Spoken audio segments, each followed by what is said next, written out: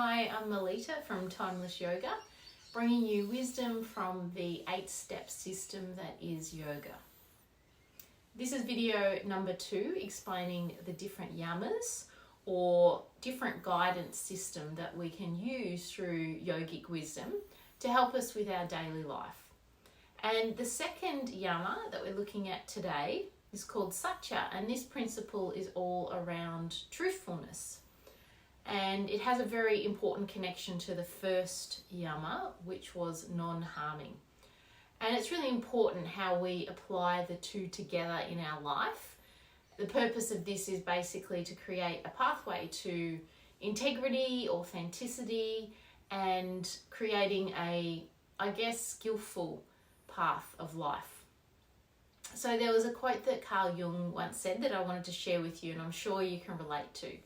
He said, "A lie would make no sense unless the truth was felt to be dangerous." And this is very much highlighted in a wonderful book I've been reading. I've read it many times and referred to it many times, by Deborah Adele, called The Yamas and Niyamas. And in this book, it really asks us to explore Satya from a personal level, to really engage with what is true for ourselves, and to have that understanding that real, although often necessary, is not always pleasant. And I'm wondering if you can perhaps relate to that. So I've made a couple of notes for our discussion today to make sure we stay on track. And the importance here is how we use ahimsa and how we choose to yield the power of truth, because it has great power. And also to acknowledge that being truthful or truthfulness as a principle is different to being nice. In fact, being nice can also be dishonest and can actually be harmful. So we need to really look to the core of our intentions in the way that we match these two principles in a skilled way. And, look, we're all perfectly imperfect human beings, so we probably won't get it right a lot of the time, but the point is to have that intention. And that's why the yamas, the first step in the 8-step process of yoga, are so important and integral and extremely relevant to our day-to-day lives. It's also tricky because what can be true for me may not be true for you. And likewise, what is a truth or a belief that I might hold dear right now, maybe in 10 years won't be. So I feel that truthfulness also holds us in the present moment by moment, checking in what is real, what is true, what is the appropriate approach right now. So if we look at it in our daily lives, when we're approached with a challenge of Satya, this yama really asks us to look at the intention we have behind how we might express it thereof.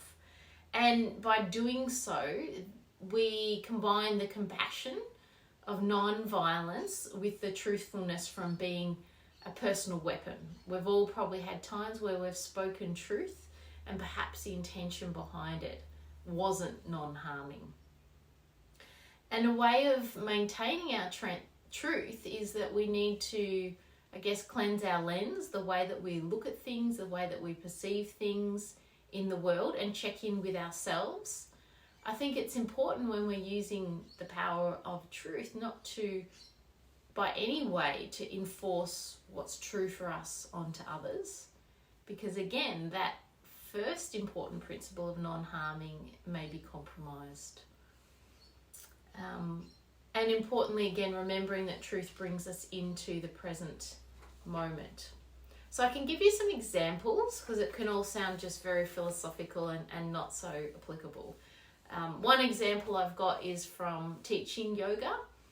And, even in my own personal experience, some of the beliefs I might have about what it means to be a yoga teacher, or how it's, supposed to be, have changed over time. And some of them have been actually informed by non-harming. So, at times if I've had, for example, an injury, or perhaps there's a part of my body that's compromised in some ways, if I continue to teach to what I thought it had to be, or perhaps even what I did and what was appropriate in the past, there would be an element of harming self.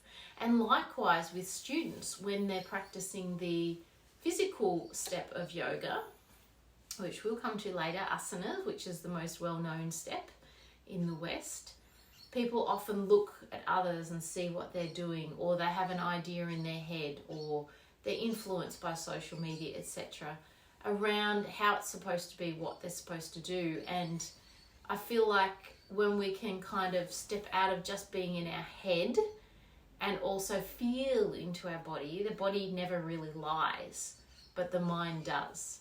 Then we find that balance between ahimsa and satya. Another example I've got, which is a more everyday one, and I'm sure again it's something everyone can relate to, but that is perhaps not talked about much in everyday life. Again, because sometimes the truth is awkward and uncomfortable. Is around, well, how can we appreciate and honour relationships, even if it's, importantly, if it's a friendship? How can we honour what has been and still appreciate it and acknowledge sometimes the truth within us that the time has passed for that particular friendship? That's a really tough one, because whilst our truth might have changed, others' truth may not. And there's a balance. Do we be dishonest to our own needs for the sake of others and the very strong intention we have of non-harming others? But what happens when our truth, when withheld, causes harming to us? So it's that real balance. If something no longer meets ahimsa, that's usually the tipping point where you know, okay, there needs to be some change, some expression of truth here. So I've had that dilemma, and you know, very much not wanting to cause any harm to anyone because I care about them, knowing that if I reveal my truth, that's probably what's going to happen, that they're going to feel offended, or a sense of harm, or something negative.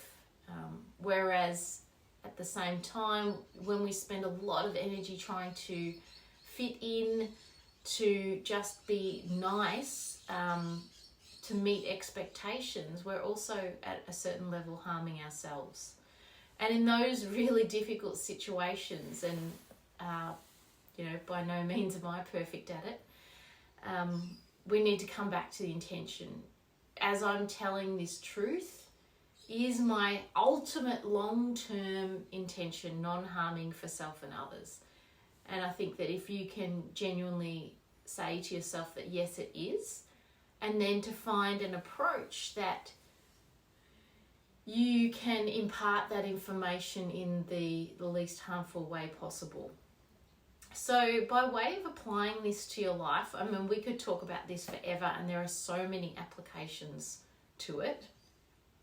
You might like to, for the next day or perhaps even week, use one of these activities. So one could be just over the next week exploring for yourself and the way that you behave in your different relationships.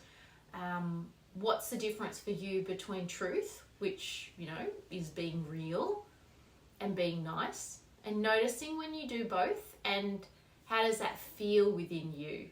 Because the feeling will reveal to you whether there's ahimsa harming and whether you're being honest to yourself.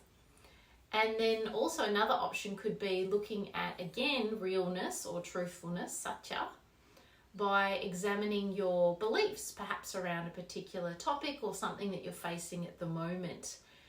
Sometimes the beliefs that we've had in the past have served us then, but perhaps now they don't serve us any longer. So I'd like to leave you on that note with some self-reflection, some opportunities for application in your daily life. And if you have any comments or questions or queries, please feel free to make comments below. And I look forward to talking to you about the next Yama, Asteya, in the following video. Thank you.